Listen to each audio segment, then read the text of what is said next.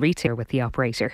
A charge of up to 25 cents, depending on the size of the container, will be refunded when it's returned for recycling. Assistant Professor in Environmental Policy at UCD, Dr. Cara Augustenberg, thinks this will change people's behaviour. I think what we see more than anything, that as long as people consider bottles litter, they will just throw them anywhere.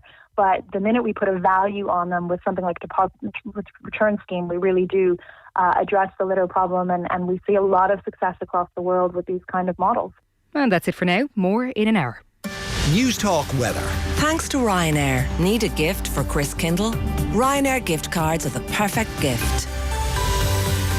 Cold and dry tonight with clear spells. Temperatures dropping to between -1 and +3 degrees with some mist and fog developing. And now you're up to date on News Talk. The Newsround on Off the Ball. With Gillette, in association with Movember. Effortless shave, magnificent mo. This is News Talk.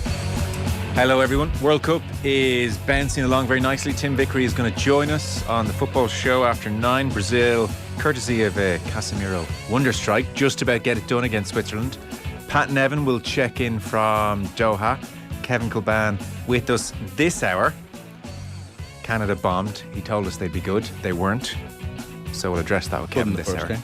Yeah. Were they good in the first game? I thought they were good, yeah. Against a terrible Belgium. Well, that has since, possibly been lessened by the fact that we've seen Belgium since, not be good. Keith Wood, Jerry Thornley on the way after 8 o'clock Monday Night Rugby. It would seem Wayne Pivac could be at the door. Eddie Jones under massive pressure, and there were URC games as well. 53106, the text number. We are at Off the Ball on Twitter. Interesting stat for you, Michael. Hello, Michael. Hello, Joe. 8 days into the World Cup, we have reached the halfway stage of games. Once we're done here between Portugal and Uruguay, they've crammed them all in, 4 a day. So we're halfway there. How do you feel about the World Cup at the halfway stage? I feel like I'm just getting used to it being on. That's mad, Yeah, I know. There you go. I thought that. Is that the stat? That's the stat. Oh, sorry. Okay, yeah. No, interesting enough. I thought it was a stat on the way to the stat, but no, it is for sure interesting. Just use that halfway stage. Do you know what though? I don't, because I'm working basically. Other than at the weekend, I'm working for the 1 o'clock, the 4 o'clock and the 7 o'clock games, or maybe on the way into work at the 1 o'clock one. So the 10 o'clock one has been my, go-to. And you've missed some of them because of home commitments, but I know the one I got to sit down for properly was Morocco versus Croatia. And that was the worst game I've ever seen in the history of football. Yeah. So then this morning I was almost like the last 10 o'clock game. Give me something. Yeah. Give me something. Yeah. And we got a 3-3 draw. And it was spectacular. Yeah, I made such a bad call this morning. Oh no. Well, this is a multidiscipline pursuit, this off the ball business. So I thought, I haven't seen any of the rugby over the weekend. I have Monday Night Rugby tonight. Yeah. What's the 10 o'clock game? Surely I can dodge that. Yeah, Cameroon, Serbia. Yeah. So you never skip a Cameroon game in a World Cup though. They're undefeated. And with Joey Undoh on the TV, everything was wrong about the decision. Yeah. And Kenny. Joey Undoh and Kenny. I mean, what a double act. Yeah. And as I was watching another reset scrum between Munster and Connacht, I realised it's a terrible decision. The highlight actually of watching all the rugby this morning, because I was already frustrated at having to spend my morning watching it, and I didn't particularly want to, at the expense of the football. Stay tuned for Monday Night Rugby. The highlight for me was at Twickenham, where I think it was Damien Willemse, not important who, it was an exit in the South African 22, boots the ball in the air. It's heading out of touch beautifully. It hits the spider cam. Oh wow! I've never seen it before. Stayed in play. It just about went out. But I mean, there is a rule for what happens when it hits the spider cam. Oh, okay. There is a law, indeed. So there's a scrum from where the ball was kicked. Right. None of the players seem to know what the rule was. To South Africa. Yeah. Right. Okay. So if you kick the ball and you hit the spider cam, it's a scrum. Not from a where scrum. you Like if you're clearing from your line. That feels like a disadvantage. It does a bit. Although South Africa were like, yeah, grand, we'll take that. We're demolishing them anyway. Exactly. When it's South Africa, it's okay. Yeah. Hit the spider cam deliberately. But none of the players seem to know the rule. But the referee straight away said, spider cam, that's a scrum from where you kick it. I remember when they built the new Cowboy Stadium in Dallas, that screen that they have, it was not the cam, but the screen is so big and it hangs over the stadium that they had to put in a law that if a punt, or if a throw is unlikely, but if a punt hit it. I can't remember exactly what the rule is. I don't think it's actually ever happened, but I never even considered a ball hitting a spider cam. I've never seen it before. Richie McCormack, evening to you. That's the one thing you got out of this weekend. Like, there was about 15 World Cup matches. On the rugby front, you did say. Several rugby matches, of which, there were 2 internationals and then all 4 provinces. Give me a better thing from the rugby matches. Wales capitulating has got to be fun, surely. Not from a hubristic standpoint, but just that situation heading into a year out. It's not better than Spider-Cam being hit. And then you get to see the replay of the ball coming towards the Spider-Cam afterwards. I don't know. Munster scored a lot of tries through mauls. Nothing. Like nothing top that. Old-fashioned Munster, no? Before we proceed any further, it struck Michael and I that we may be inane at the best of times. We're especially inane in transcript form. That's the takeaway from the weekend. So Rory McIlroy interviewed by Paul Kimmage over the weekend, and early on in the piece, Paul Kimmage reflecting on the recent McIlroy comments about Greg Norman deserving the sack to exit stage left. Indeed, Richie, you're a part of this situation because it was you that brought us this clip. Do you remember? Oh, really? Okay. Yeah. So Newsround, you brought us this clip. This isn't 6 pages long, this clip, or is it? Right? No. Front and back? All right, Grant. It's quite short. These are not considered thoughts from Michael and I, as you're about to hear, so it's not very long. So McIlroy's comments went viral and were played that night by Joe Molloy and Michael McCarthy on News Talk's Off the Ball. Here's what happened next. Paul. Yeah. Well, they weren't... we didn't play them. You played them. But anyway. I did, yeah. Listen to us go here. Listen to the analysis we gave that night. Joe, why are you doing this? I've no memory of this, but here we go. Clip plays. Molloy. Oh my God. End quote. Oh dear. Is this what we produce? You just got to stop there. Hang on. I'm not done. There's more gold. I'll go, okay. McCarthy. That's amazing. End quote. Dear. Do I not get quoted? Molloy. No. He drove over him, reversed back over him, drove over him a few more times. McCarthy. Adult in the room, which was the phrase McIlroy had used. Molloy. That's strong. McCarthy. He's not wrong. Molloy. I just can't believe he said it. Oh dear, this is bad. It's worse actually, second time around. McCarthy. Yeah, he's probably been a bit more subtle in the past. But go on, Rory. That's you. That's McCarthy. On, Rory. That's what you want to see in print. Then finally, the piece finishes with, or the transcript finishes with. Then there was a split-second pause before McCarthy went again. God, I love 2022 Rory McIlroy. He's the best character in sport.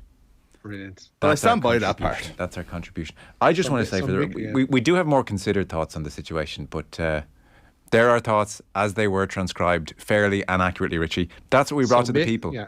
So Mick is responsible ultimately for 6 pages of Rory McIlroy in yesterday's Sindo. That's great. Yeah, I don't know. It's a good interview. Do you know what it's like? The weakest part of the 6 pages, you've just heard it.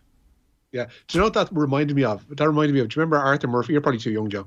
Arthur Murphy's mailbag on RTE1 of a Saturday evening, whereby they'd read out listener complaints, or viewer complaints.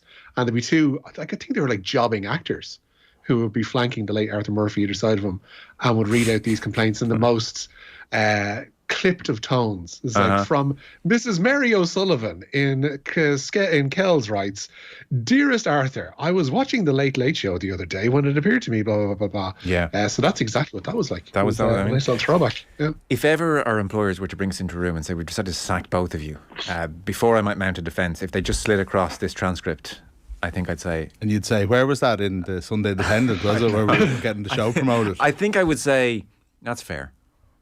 No argument here. I don't know about that, Joe. Look, for any future HR hearings, I retract that. I retract that. We'll press on. Look, I feel judged, and I feel... By me? Not by you and Paul Kimmage. But, he did include it, and ultimately I think we were laying the groundwork for the popularity. I don't know what I'm even saying here. I completely retract all statements made right now and in the past. Take it as a compliment. Well, thanks, Joe. Yeah, because you've really set that up for me to take that as a compliment. Oh, dear. Can I just say before, because I know we're going to get to... Portugal tried something there in the game just as we were coming on air that I've never seen before, right? So Ronaldo ran deep into the corner for a throw. So they threw it, obviously would be offside in the past. Threw it. And then Ronaldo, instead of, taking it down or, I don't know, doing anything that I've ever seen someone do before, threw his shoulder at the ball. at full pace. Oh, yeah. And crossed it into the box for not a bad chance, actually, a volley that went a good bit wide. It wasn't exactly gilt edged or anything like that, but it was an interesting.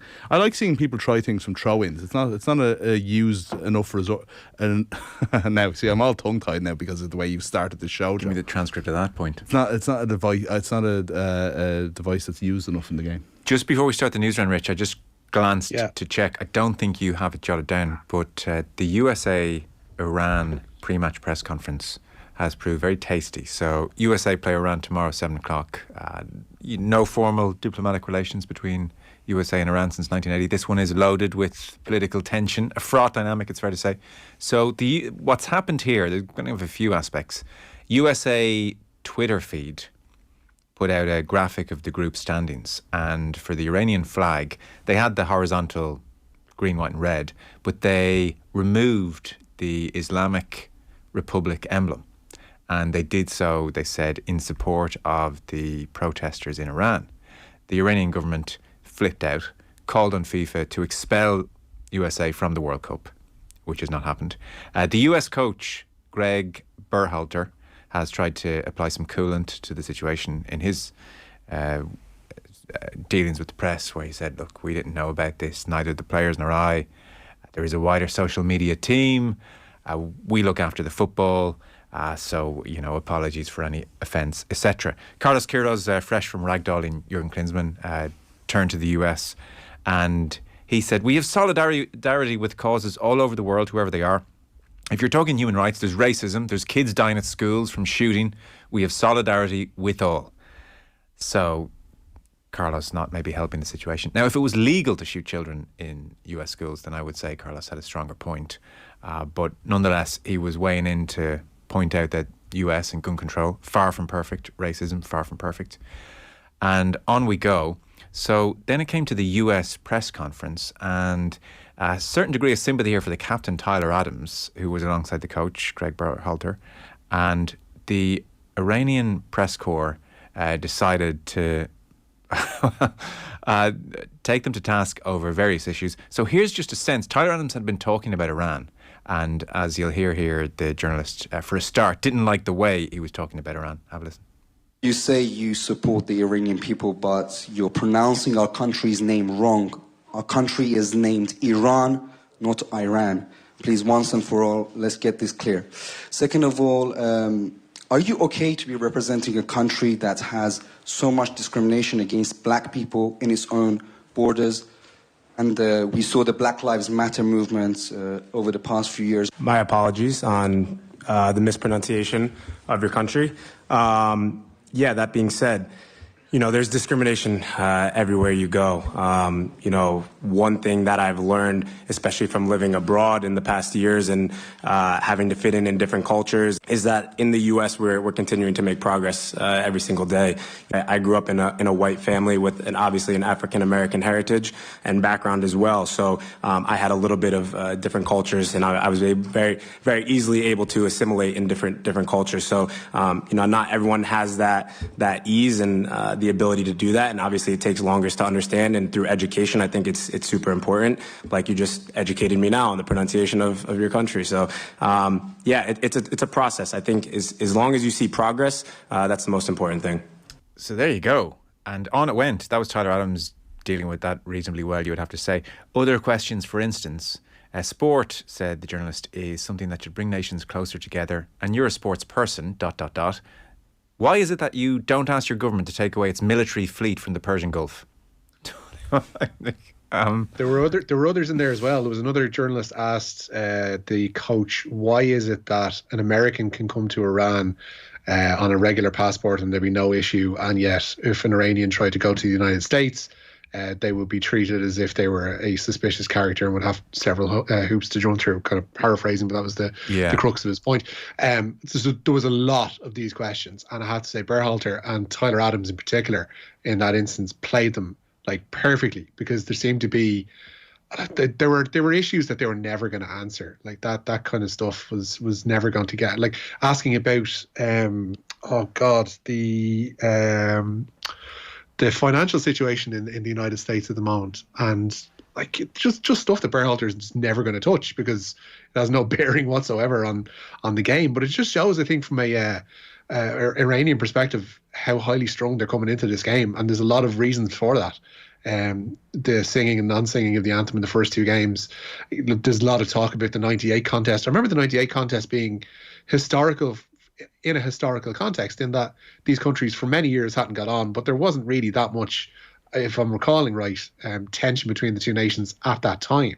Whereas this time around, it's pretty ugly from both sides, and I don't think Kirosh is helping things in his press conferences either. No, I would suspect the US coaches asked his social media team to stop removing parts of the flag ahead of the game, the Iranian flag. So, I mean, on both sides, it's very messy. We'll push on before time really comes against us. The Newsround is brought to you with Gillette in association with Movember. Effortless shave, magnificent Mo. You can sign up or donate now at Movember.com. And Richie, news of Brazil's win. Yeah, a busy weekend, or busy week at the busy day even at the World Cup. An afternoon of 11 goals and then one of near frustration for Brazil at the World Cup. It took a goal from Casemiro 7 minutes from time to separate them from Switzerland in Group G in Doha. Vinicius Jr. had a goal ruled out by VAR for offside 19 minutes before that, but the win sees Brazil secure their place in the last 16 with the game to spare. Cameroon kept their hopes alive of progress, coming from 3-1 down at half-time to draw 3-3 with Serbia. Next up for Cameroon, though, is a must-win game with Brazil, and this ever-evolving situation with Andre Onana, their goalkeeper. A blazing row between the Inter goalkeeper and his manager Rigobert Song led Onana to be left out of this morning's game. Discussions were ongoing this afternoon, and initially looked like Onana was directly heading out of Qatar. He was brought back for discussions, and in the past half hour, a statement from the Cameroon Federation saying that he has been suspended for disciplinary reasons, so we won't see Andre Onana, I don't think, again in this World Cup. Ghana were involved in yet another game of the tournament contender this afternoon. They threw away a 2-goal lead against South Korea in Group H before a Mohamed Kudus goal secured a 3-2 win. Portugal will book a second round spot tonight if they beat Uruguay, still scoreless between them with 20 minutes played in Lusail. Luis Suarez is on the bench for Uruguay. It seems as if they're saving him for that all-important meeting with Ghana and a repeat of 2014 in the next coming days. Maybe. He was truly abysmal in the first game. I mean, he was brutal, yeah. Maybe they're bringing the curtain down. On his career, but we'll see. So he's off to Inter Miami with... Who isn't off to Inter Miami? With Messi. Everyone's going there. Apparently, yeah. I don't know. We'll see. Yeah. God, I forgot it. The Uruguay and Ghana. I didn't even cop it that they were in the same group together. That's one of the most memorable non-Ireland World Cup games that I can ever... That for me, anyway. Oh, sickened I missed this morning. The Ghana and Uruguay. Oh, sorry. In 2014. I thought you were about Ghana's win against Korea. Oh, no. So Ghana and Korea was brilliant as well. Ghana and Korea was one of those games that we were standing around watching in the office. I think Nathan Murphy said at one stage, he says, what is it about the World Cup that I'm living and dying, nearly falling to my knees at this game? It's like, this morning before it started, I didn't even care about it, And look, I mean, you notice I'm being all positive about the World Cup. It did suck me in over the weekend, I have to say, as you predicted it would happen. Yeah, so you're finally on board. Well, you can't not be, like, can you? It doesn't mean you're not kind of grimmed out by the whole thing, but there's still kind of 4 football games a day to sort of drag you in a little bit. Mbappe is now... he was great on Saturday. Son of this World Cup, isn't he? It does feel like if he continues this on, those types of performances on in 2 or 3 more games and France go far, you're sort of... It's iconic. It's almost what's the contender for the iconic stature from our World Cup, and Mbappe certainly leading it at the moment. Like, he was brilliant against Denmark the other night. Like, he was incredible. Yeah, and he was sensational against Australia. He's pitched up just at his most explosive, fearsome best.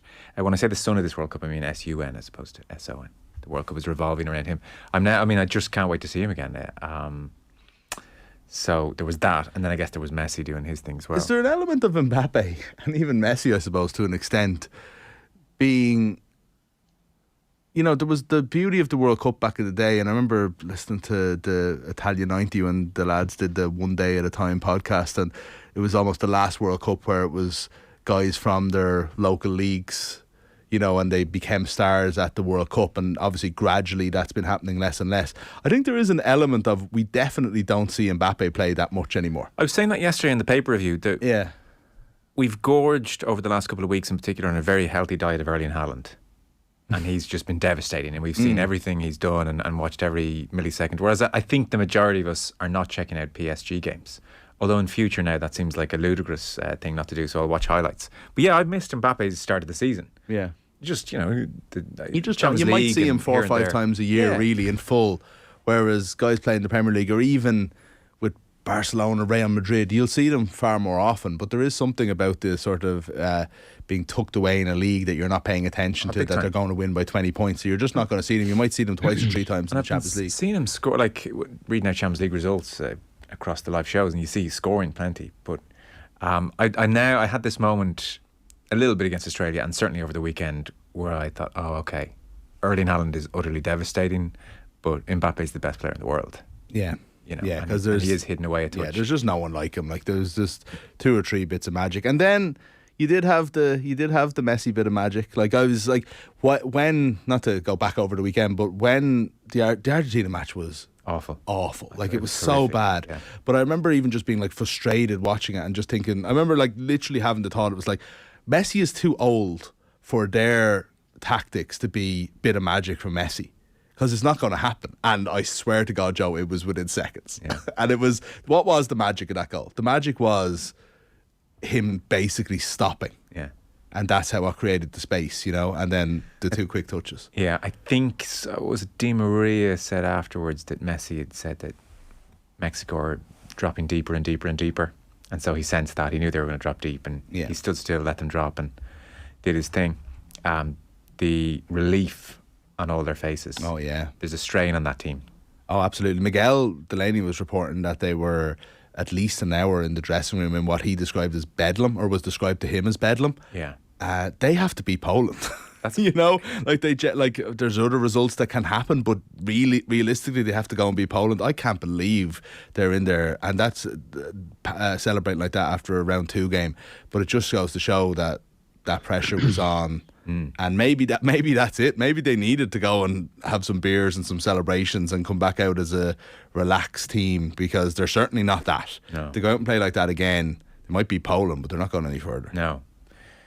Rich, we should rattle through a few stories here. Sorry, we're jabbering on. So Robbie Henshaw, typical Joe. Yeah, Robbie Henshaw is out certainly for the rest of the year. Well, I guess that's not as bad as it might sound. We're into December now.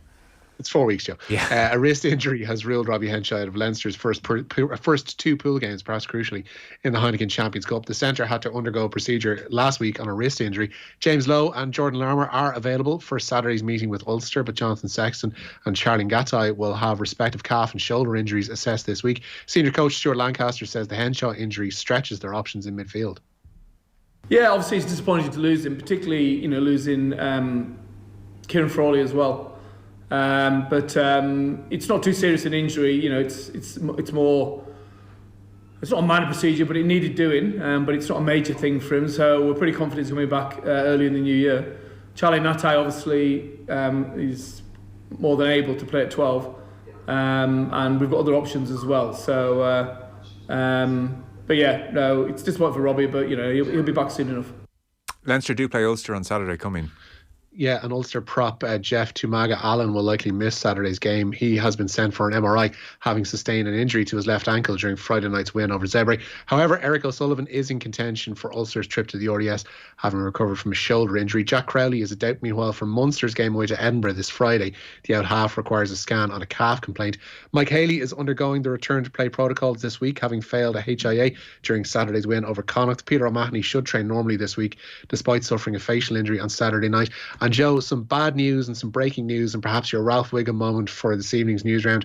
Tiger Woods has announced that he won't be playing in the Hero World Challenge this week. He has developed plantar fasciitis in his right foot, he says, which is making it difficult to walk. And after consulting with my doctors and trainers, says Tigger, I have decided to withdraw this week and focus on my hosting duties. My plan is to still compete even in the match and the PNC Championship. Okay, interesting. Once it's not his back, we can live with that, I think. Just another ailment for old man Tiger. No, when Richie says the match there, that's Tiger and Rory versus Justin Thomas, Jordan Spieth in a televised mic. All right, okay. It's like Saturday night main event and wrestling in the 1980s. That's the way they're setting things up. When you said the match, I just conjured up images of Elton Welsby sitting pitchside in a studio with, I don't know, Jimmy Greaves, and it was nice. That would be something. It was nice. Yeah. A few texts to round off the news round. When I was 12, I won the best letter prize on Mailbag. They read out my snotty letter arguing that the incentive of prize money was lowering the quality of the letters and never got paid, said Fred. That's harsh. You would have probably, that's the type of thing you'd write. No comment. Some guy hit the screen in the Cowboys Stadium early on. Far as I can remember, he subsequently said he did it deliberately. Yeah, I didn't see that. Well, the South African player, everybody was looking around in complete confusion. Yeah. Nobody knew what had happened at Twickenham on Saturday. Lads, have you noticed they're using different VAR technology at the World Cup for offsides? Decisions are being made without delay and reducing VAR's time delay on games, says Fla in Galway. I've certainly noticed the new technology. It's the semi-automated stuff. Quickening things up, is it? Yeah, it's the semi-automated stuff that has apparently who was explaining it earlier? I think somebody on ITV. Basically, there's a chip in the ball. Oh yeah. That's helping things out, and there's multiple cameras placed all around the pitch, so it's not Chipping just the ball is important. Like you kick the ball in different ways against your foot for different millilengths of time. You know. I would agree that it's much improved. I would say that the idea that the game is in any way sped up at this World Cup is quite ludicrous. My God, the stoppage time. Can we not just go back to knock on 3-4 minutes? Everybody knows there's been some time wasting, but just 3 minutes. Nobody wants to see 6, 7, 8, 9, 10. Like, if you think about it, time wasting happens in nearly every game at the moment. The players must be exhausted because these games are not 100 minutes; they're 108. The first half is getting just as long. Speaking of VAR, am I right in saying we had a reverse decision today, whereby beautiful scoop chip not celebrated, and then VAR intervened to award goal? Boubacar's goal for Cameroon. Yeah. Big Vince. That was a beautiful goal as well, yeah. Would he have tried the scoop if he knew he was onside? He would not. Maybe he should have been disallowed because of that. And did he then celebrate wildly? Was the moment gone? Was it like getting your medal after? It's gone, yeah. It was like, sure, I guess so. Yeah, fine, okay, it's a goal. He did celebrate? Yeah. He didn't. He just was kind of like, it's a goal. Arthur is actually doing an impression of a celebration outside, actually, yeah. Did like a spinning hands. Taking a phone call? It is tough when the moment's gone to suddenly burst into. Yeah, absolutely, yeah. But we've had FA Cup third round draw action, by the way, since we've been talking here. Did Villa get United? Which is fantastic planning by the FA, I have to say. No, Villa did not get United. No. Everton got United, which is actually a pretty interesting looking tie. Liverpool got Wolves. Arsenal are going to be away to Oxford.